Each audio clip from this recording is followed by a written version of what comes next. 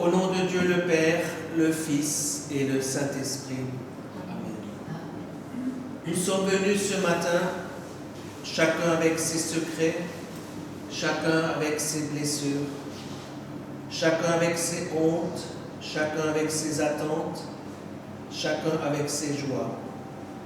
Déposons tout cela aux pieds du Seigneur et accueillons ce qu'il nous donne.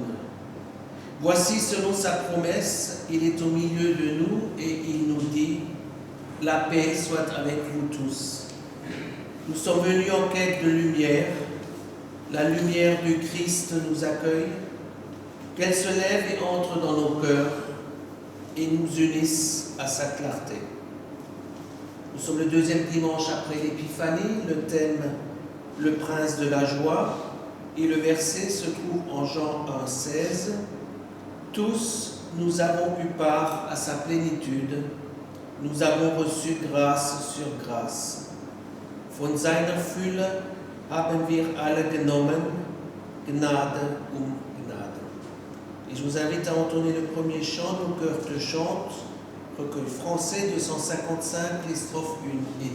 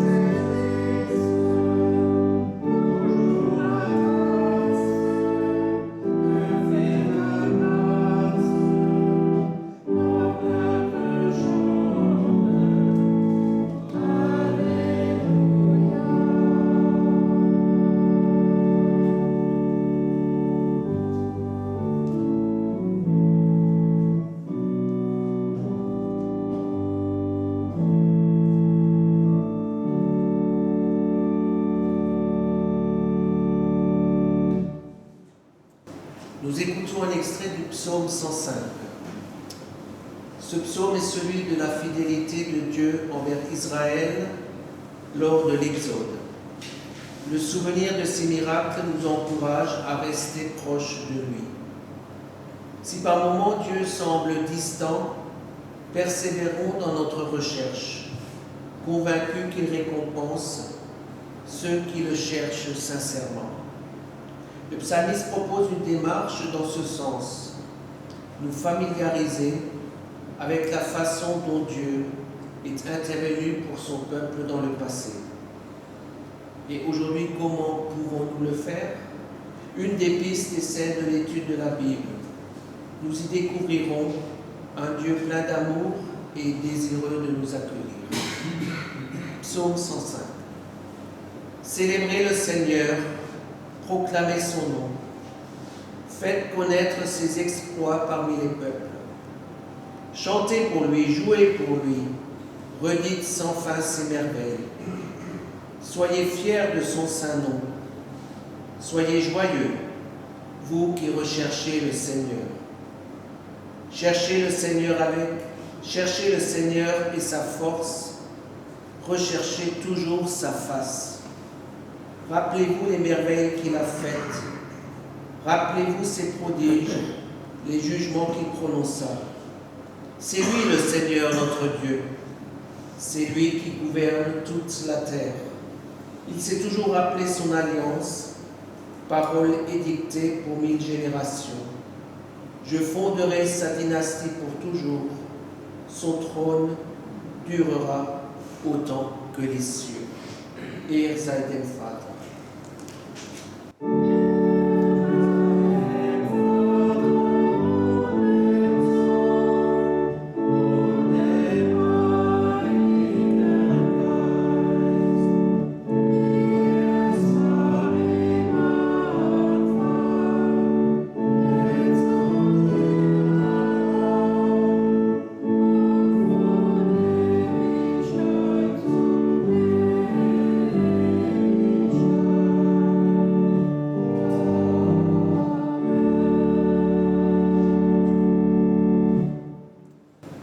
Nous nous inclinons devant Dieu et demandons pardon. Seigneur notre Dieu, nous voici devant toi, tels que nous sommes. Que ta parole nous accueille, nous relève et nous guérisse. Seigneur, fais en nous toutes choses nouvelles. Seigneur, écoute et prends pitié. Herr, erbarme dich.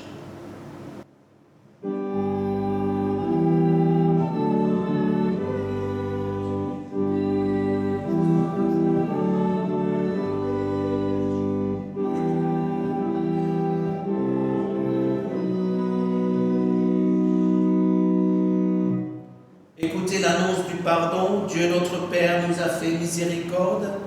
En Jésus-Christ, il vous pardonne votre péché. Parole du Seigneur. Jamais on ne l'a entendu ni appris.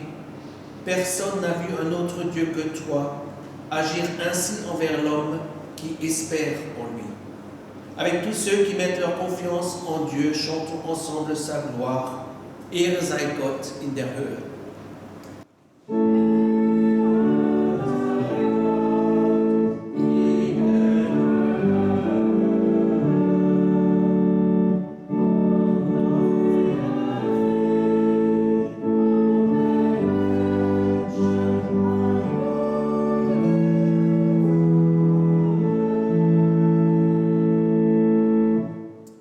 Nous prions.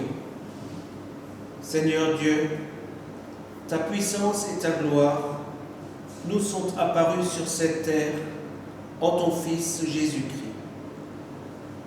Accorde-nous de reconnaître les signes qu'il accomplit parmi nous, qu'il transforme nos manques en plénitude et nos plaintes en chants de louange. Par lui qui vit et qui règne avec toi, Père, et le Saint-Esprit, un seul Dieu pour les siècles des siècles. Je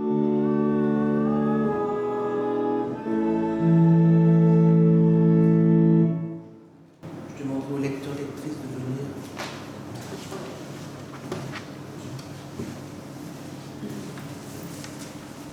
Le premier texte est celui de l'Ancien Testament, en Exode 33, les versets 18 à 23. Moïse demande à voir la gloire de Dieu parce qu'il veut obtenir l'assurance que Dieu sera présent à ses côtés. Et il désire faire l'expérience concrète de cette présence. Étant limités et moralement imparfaits, nous ne pouvons voir Dieu tel qu'il est.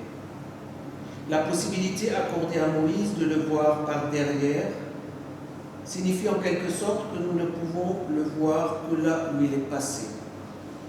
Nous ne pouvons le connaître qu'au travers de ses actes et de ses œuvres.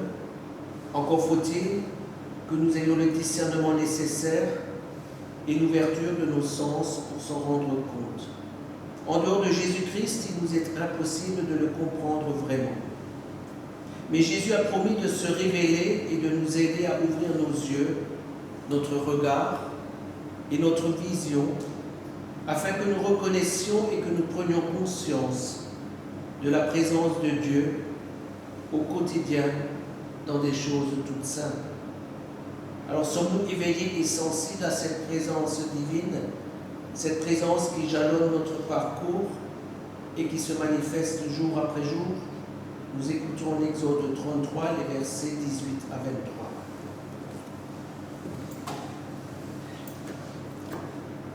Alors Moïse dit au Seigneur, « Je t'en prie, fais-moi voir ta gloire. » Le Seigneur lui répond, « Je vais passer devant toi, je te montrerai toute ma bonté et je te dirai mon vrai nom, le Seigneur. Je serai bon avec qui je veux être bon et j'aurai pitié de qui je veux avoir pitié. Mais voir mon visage, c'est impossible. En effet, un être humain ne peut me voir et rester vivant. » Le Seigneur dit encore, « Voici une place près de moi, reste là sur le rocher. Alors quand ma gloire passera, je te cacherai dans le creux du rocher. Je te couvrirai de ma main pendant que je passerai. Puis j'enlèverai ma main et tu me verras de dos. Mais mon visage, on ne peut pas le voir. » Alléluia.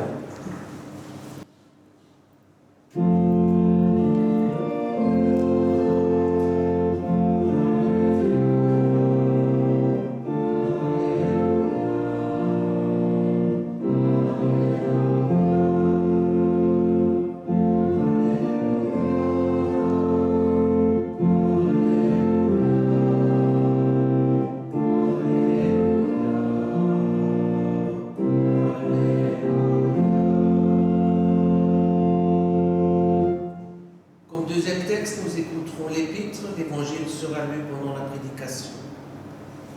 L'Épître se trouve en 1 Corinthiens 2, les versets 1 à 10.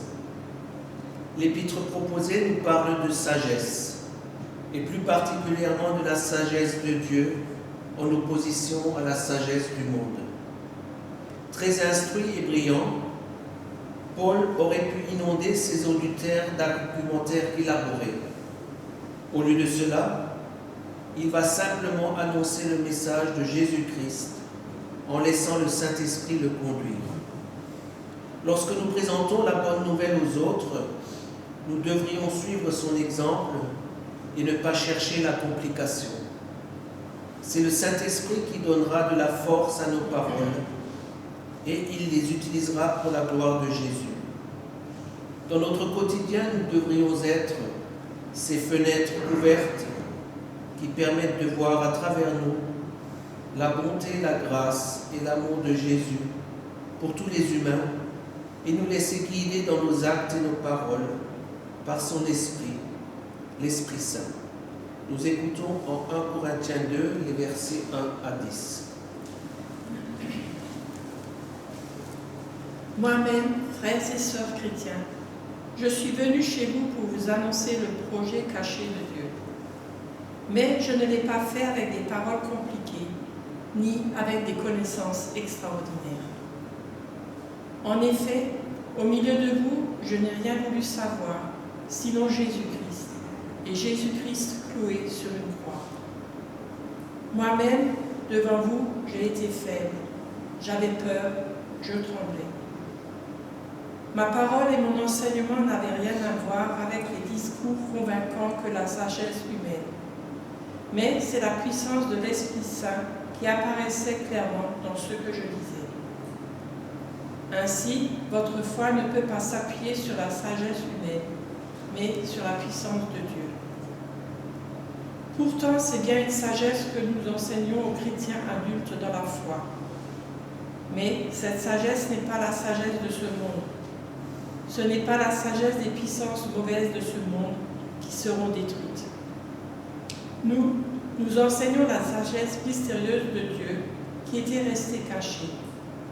Mais avant que le monde existe, Dieu avait préparé cette sagesse pour nous donner de la gloire. Aucune puissance mauvaise de ce monde n'a connu cette sagesse. Si ces puissances l'avaient connue, elles n'auraient pas fait clouer sur une croix le Seigneur plein de gloire. En effet, les livres saints disent « Il y a des choses que les yeux ne voient pas, les oreilles ne les entendent pas, les êtres humains n'y ont jamais pensé. Eh bien, ces choses-là, Dieu les a préparées en faveur de ceux qui ont de l'amour pour lui. Et c'est à nous que Dieu les a fait connaître par l'Esprit Saint. En effet, l'Esprit Saint connaît tout, même les secrets les plus profonds de Dieu. Lob sei dir, o Christ.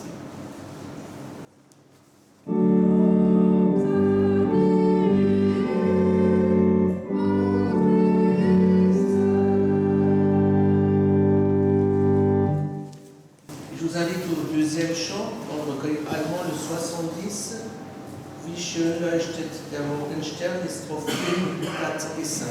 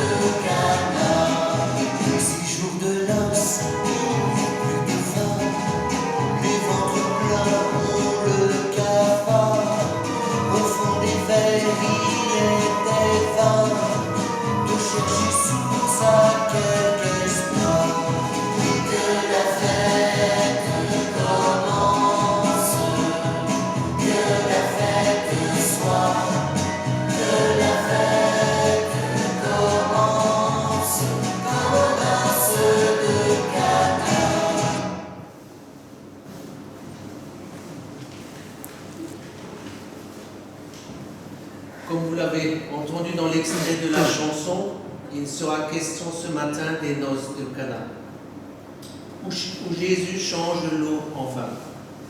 C'est également cet épisode qui débute la série des miracles, ou plutôt les signes de la puissance de Jésus dans son ministère.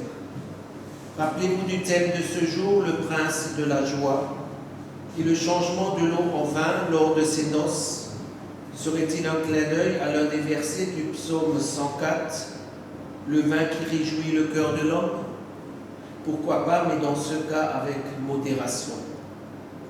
Je vous invite à écouter l'évangile de ce jour qui se trouve en Jean 2, les versets 1 à 11, en restant attentif tout d'abord aux différents nombres qui s'y trouvent.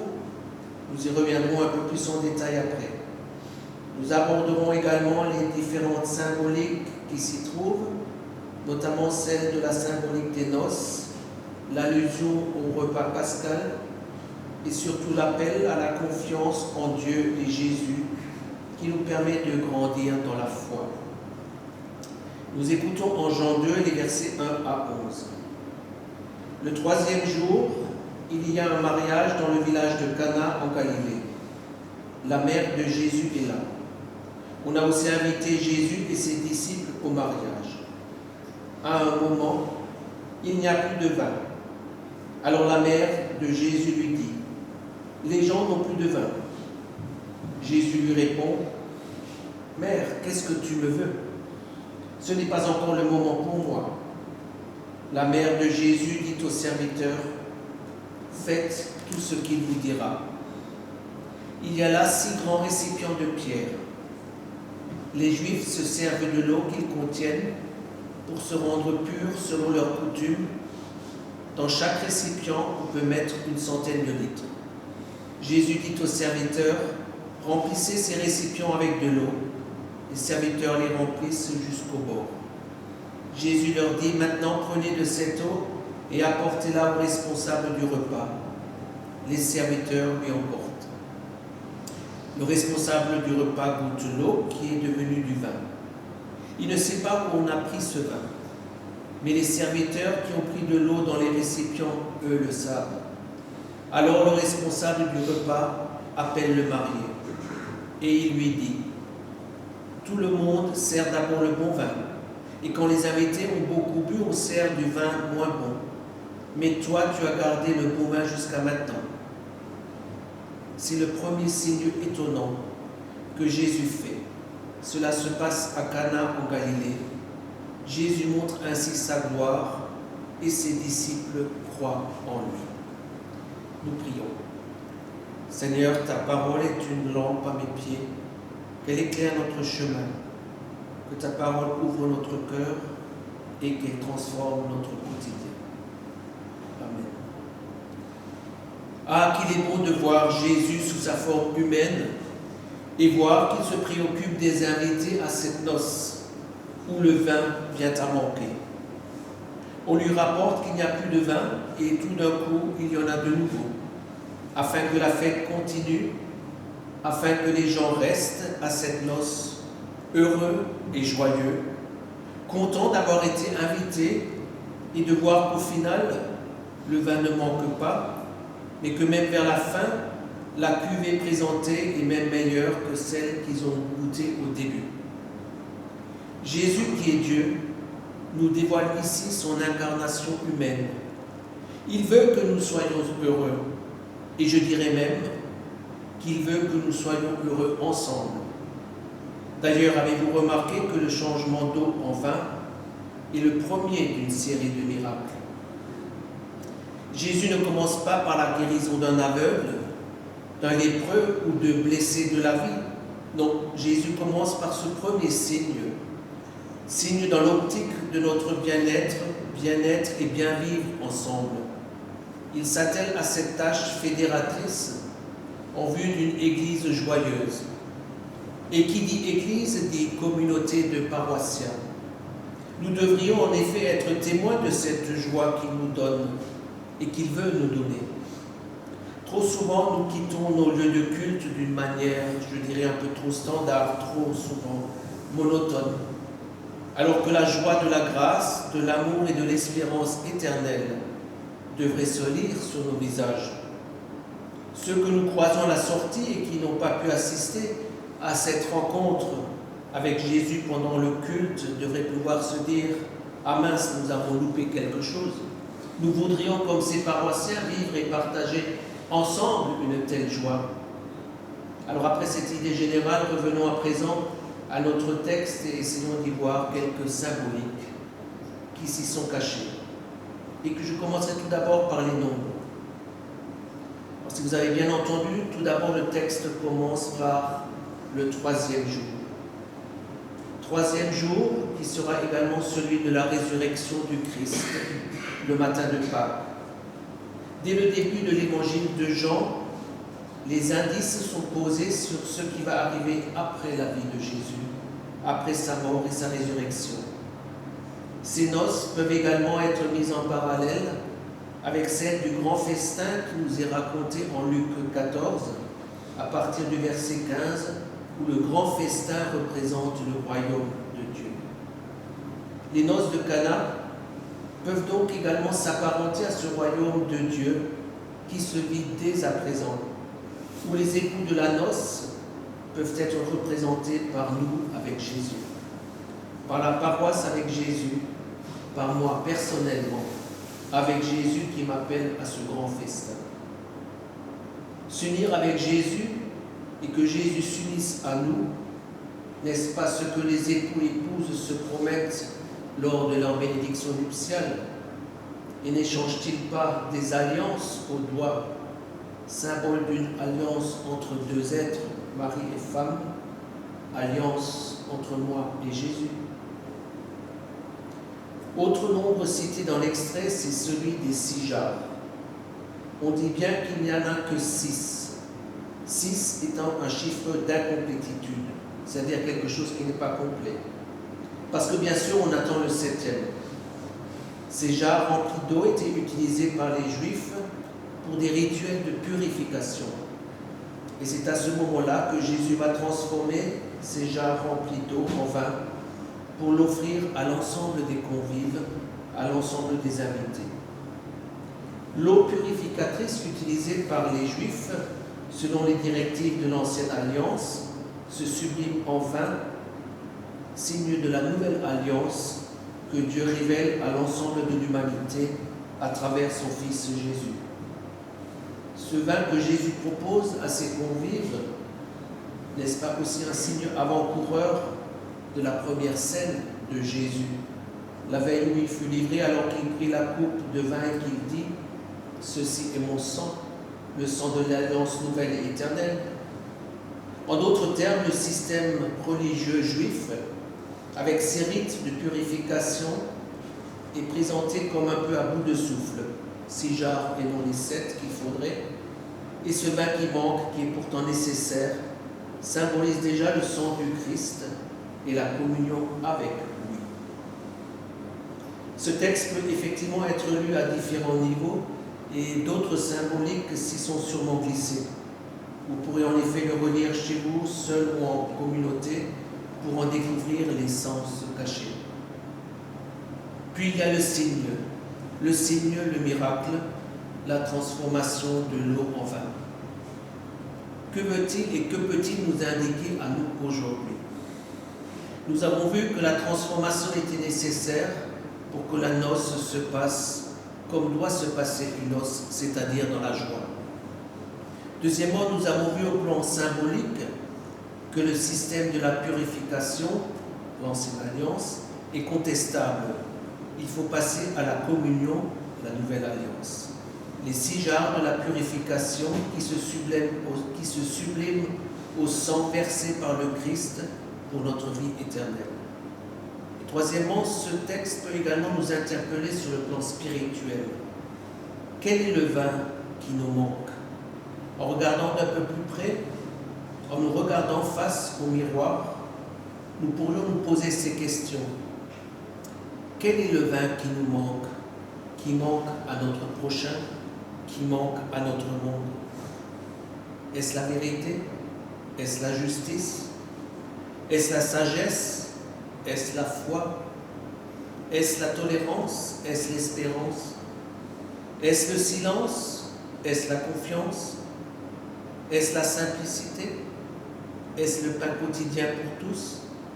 Est-ce le respect? Est-ce l'estime de soi-même? Est-ce la bienveillance pour autrui? Est-ce la joyeuse bonté? Est-ce la fidélité à Dieu et à nos frères et sœurs en humanité? Quel est ce vin qui manque à notre noce? Quel est ce vin nécessaire à notre joie évangélique? À chacun de nous de laisser cette question descendre en lui-même et interroger sa vie. On pourrait terminer sur cette liste de questions et réflexions et vous partiriez d'ici avec une tête pleine à craquer. Il y a dans le récit des noces de Cana un petit verset qui pourra vous orienter dans vos réflexions, mais également dans votre quotidien. La mère de Jésus dit aux serviteurs: faites tout ce qu'il vous dira. N'est-ce pas cela, avoir, grandir et persévérer dans la foi, écouter et agir là où Dieu nous place, là où Dieu nous guide, là où Dieu nous envoie. Peu importe de savoir comment l'eau est transformée en vin. Le plus important est de voir et de prendre conscience du signe de Dieu, du signe comme résultat du miracle de Jésus.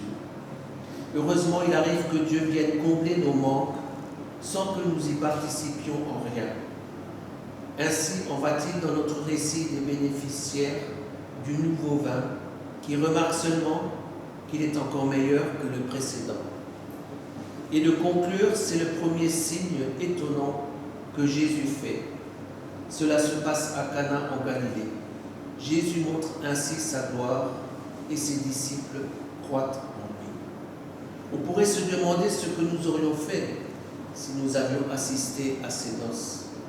Si nous serions comme les disciples, partis avec confiance et foi. Mais ce texte nous interpelle également aujourd'hui. Sommes-nous attentifs à ces signes de la présence de Dieu au milieu de nous? Arrivons-nous à discerner la présence déjà ici-bas de son royaume? Et finalement, sommes-nous prêts à nous joindre à ces noces et laisser grandir en nous la joie du Christ ressuscité? Amen.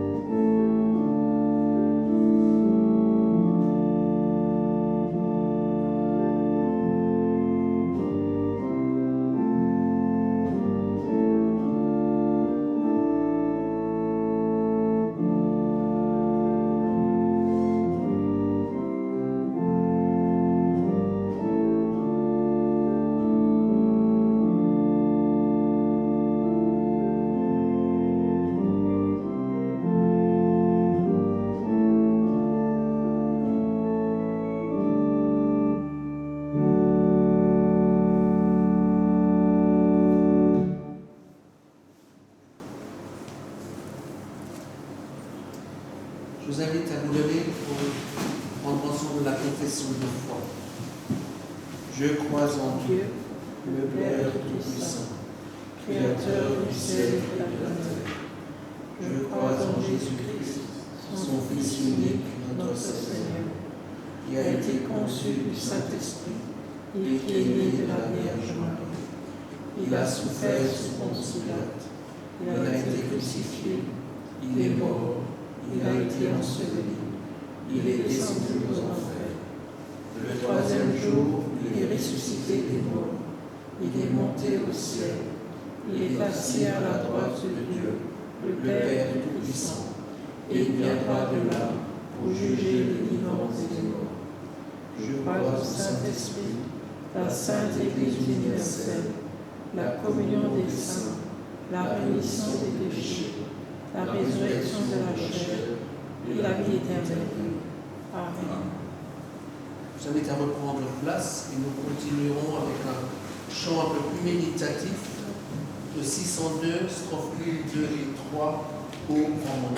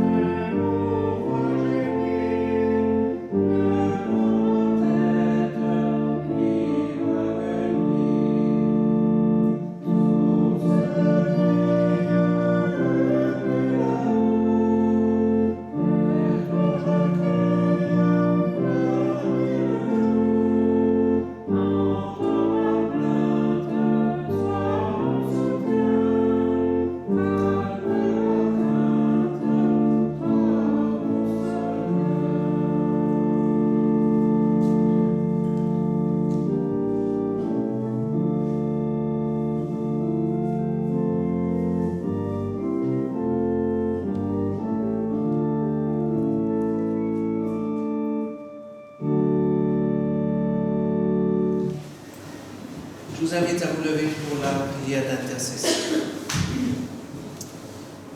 Jésus dit, je suis la lumière du monde. Celui qui marche à ma suite ne marchera pas dans les ténèbres. Présentons-lui notre prière.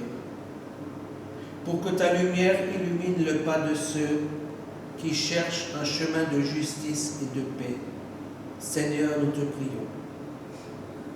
Pour que ta lumière, dans les régions du monde où sévit la guerre, Seigneur, nous te prions.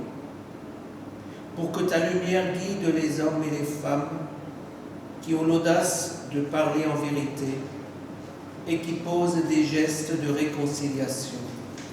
Seigneur, nous te prions. Pour que ta lumière réchauffe le cœur de ceux qui vivent un moment de tension ou de séparation. Seigneur, nous te prions.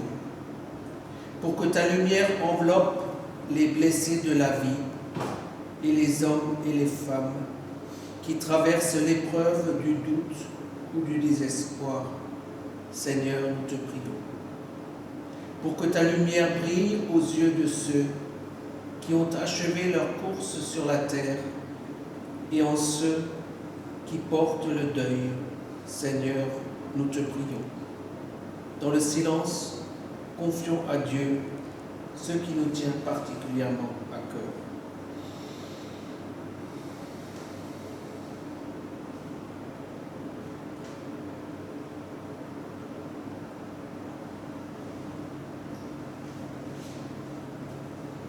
Dieu écoute notre prière et il entend, et c'est à sa manière qu'il y répondra. Seigneur Jésus, accorde-nous de marcher dans ta lumière. Tu es béni pour les siècles des siècles. Amen. Et ensemble, nous pouvons prier. Notre Père qui es aux cieux, que ton nom soit sanctifié, que ton règne vienne, que ta volonté soit faite sur la terre comme au ciel. Donne-nous aujourd'hui notre pain de ce jour. Pardonne-nous nos offenses, comme nous pardonnons aussi à ceux qui nous ont offensés. Et ne nous laisse pas entrer en tentation, mais délivre-nous du mal, car c'est à toi qu'appartiennent le règne, la puissance et la gloire, pour les siècles des siècles. Amen. Vous pouvez reprendre place ou rester debout pour le dernier chant, le 578, les strophes 1, 2 et 3.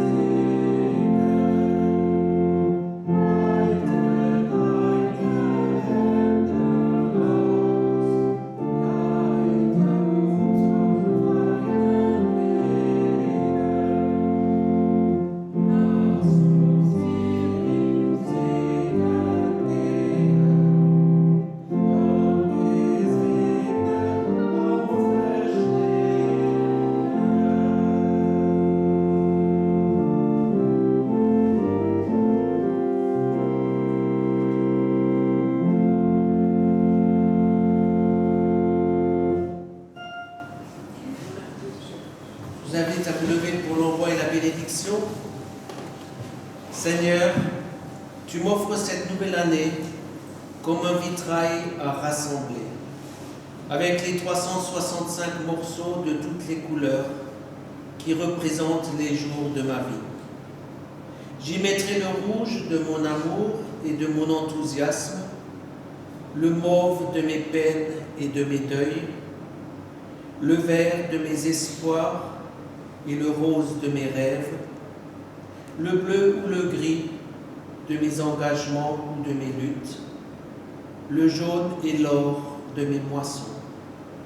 Je réserverai le blanc pour les jours ordinaires et le noir pour ceux où tu seras absent. Je cimenterai tout par la prière de ma foi et par ma confiance sereine en toi. Seigneur, je te demande simplement d'illuminer de l'intérieur ce vitrail de ma vie par la lumière de ta présence et par le feu de ton esprit de vie. Ainsi, par transparence, ceux que je rencontrerai cette année y découvriront peut-être le visage de ton Fils bien-aimé, Jésus-Christ, notre Seigneur. Que l'amour de Dieu vous entoure, que la force de Dieu vous soutienne et que la paix de Dieu emplisse vos cœurs. Amen.